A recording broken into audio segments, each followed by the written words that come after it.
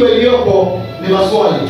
Lakini sasa katika maswali haya tegemei sisi tutaulizwa si mambo tena huko tushavuka, mambo sio ya rangi, mambo ya dini huko tushavuka.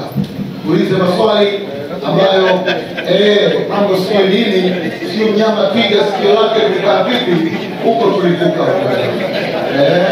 Tuulize Sky News, CNN sasa mambo sio twiga ana rangi ya njano, sio ana rangi blue, sio huko tushatoka.